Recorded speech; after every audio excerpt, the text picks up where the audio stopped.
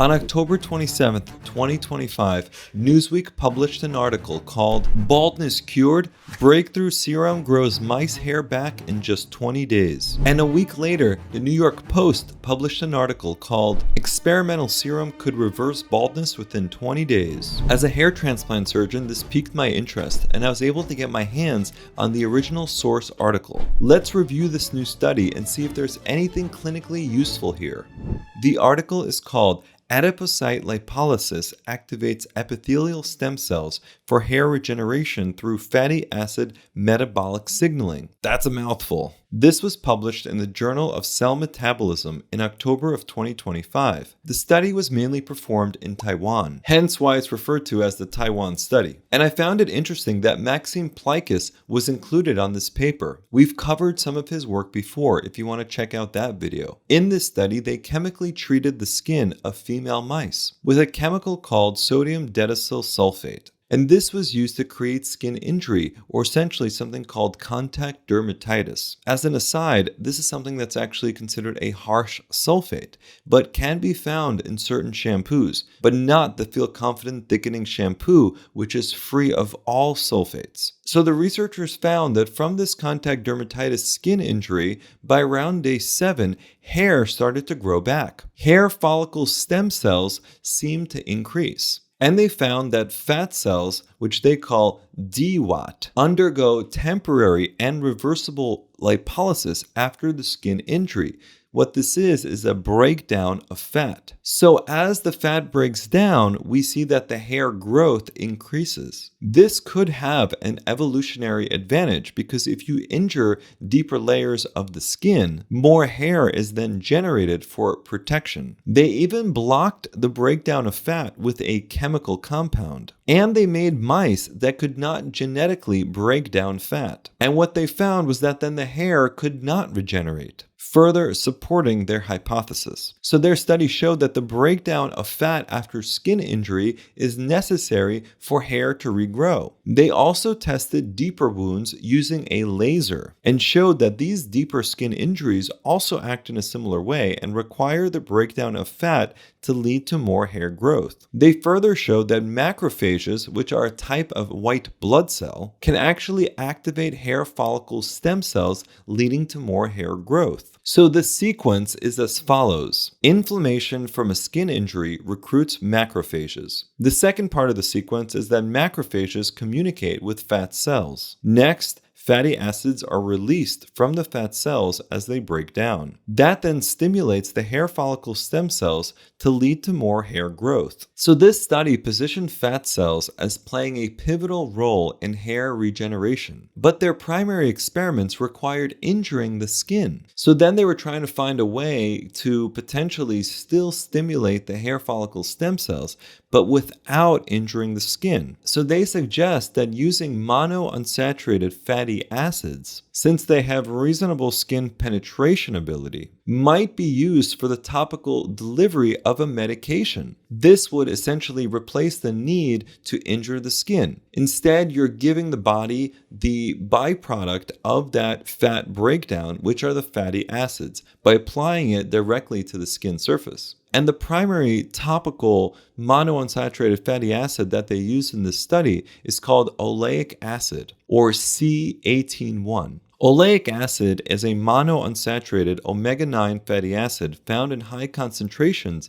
in olive oil, up to 80%, and also in avocado oil and canola oil. Of note, our new Feel Confident Scalp Serum contains olenolic acid, which is another major bioactive in olive oil, and it can actually help reduce DHT levels. And we know from other clinical applications that when we inject fat into the scalp, that actually can promote hair growth. And sometimes we even do that before a hair transplant for someone with a lot of scarring or some other chronic condition that has made that tissue not as amenable to a hair transplant. So the fat cells can be injected and can help improve the skin quality, and then we can come in a few months later with the hair transplant, and then we can have a higher chance of success with graft survival. And so now let's go over some of the study limitations. First of all, this was only tested on mice.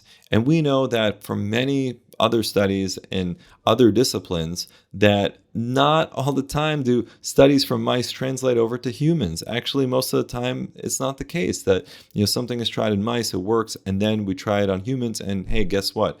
It doesn't hold true. And that's something we need to be very careful of when we're evaluating some of these animal studies, because it doesn't always cross over to humans. Also, the theory of these monounsaturated fatty acids being something that can be super useful as topical agents in humans is still very theoretical. Remember that the penetration of the human skin is much more challenging with various oils than it would be in a mouse with very thin skin. Also in the study, they used about 4 to 6 mice per study arm, which is not many mice. And the last time point that they checked was at 20 days, but we don't know what would happen beyond that. Maybe some of these early gains of hair would have vanished by day 25 or day 30. We just don't know that. So how sustained are these effects is something that needs further investigation. Also, it's important to point out that by about 3.5 weeks, most mice will enter into a resting phase of their hair growth cycle, the telogen phase. And the mice used in the study were actually older than that. But contrast that with human hair, where about 90% of our hair exists in the anagen phase, or the growth phase of the hair cycle. And it's more difficult to stimulate hair that's in the anagen phase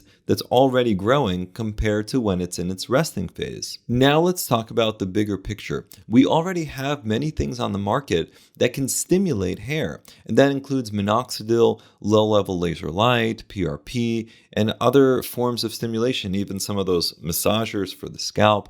But what we find to be the most effective clinically is oral minoxidil. That seems to be the best at stimulating the hair, and then it's very difficult to have something else stimulate beyond that point. It's almost like you plateau on how much you can stimulate the hair. And there are other treatments on the horizon that we've talked about in prior videos, such as PP405. And this is actually another mechanism to also stimulate the hair follicle stem cells. But you can only stimulate a factory that has the potential to be awakened, and you can only stimulate it so much. Think of the hair follicles as essentially a bunch of factories. Once a factory has completely burnt out, it's very difficult to bring it back. But more importantly, what's being lost in this discussion of these new compounds, new agents that are going to be on the market in the next few years is the importance of prevention, of trying to prevent further hair loss. Because if you just rely on stimulation, you'll find that the results are going to be not terribly impressive if you continue to lose hair. The example I give here is of a bag of sand. If you have a big hole in the bottom of that bag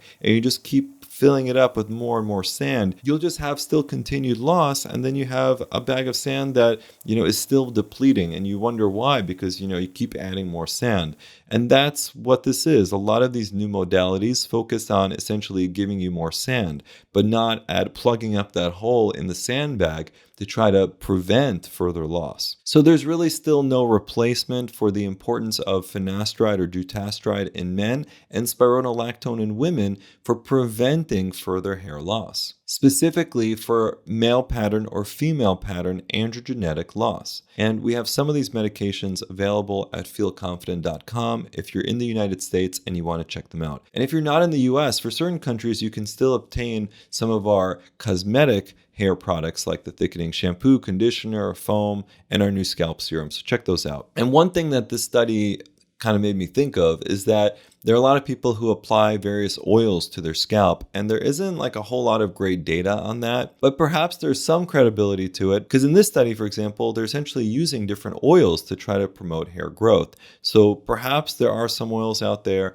that can help people regrow their hair, again, to a degree, but we've never seen any super substantial results from some of this kind of home oil use. And that's, again, because usually the stimulation can only get you so far. And until the perfect oil scalp serum can be made from one of these companies, do consider our Feel Confident scalp serum that has some incredible DHT blocking agents in there that are naturally occurring and some growth peptides to try to optimize your hair. And don't continue to wait for a miracle drug.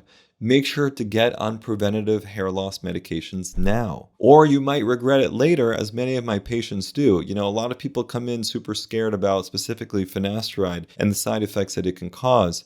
But I've never had a patient be incredibly unhappy with us if a side effect develops because we have ways of addressing it. But what a lot of patients say is, oh, I wish I started on finasteride years ago. I would have been able to save a lot of my hair. So that's much more often what we hear rather than some dreadful side effects. But I understand the fear that exists out there. And remember that hair surgery has its place in augmenting areas that have been heavily depleted, of hair. They used to have a lot of hair and now it's incredibly thin. And so hair surgery, a hair transplant, might be warranted. Also, when a person has never had hair in a specific area, but let's say wants their hairline redesigned, that's another important indication for a hair transplant, where no matter how many oils or any topical or oral agents that you consume will not suddenly put hair in those locations. And we'll continue to follow this group's studies to see if and when they decide to test in humans. And when we see those results, we'll make sure to report them here. If you have any questions about this study or have any thoughts about it, please make sure to leave them in the comments below.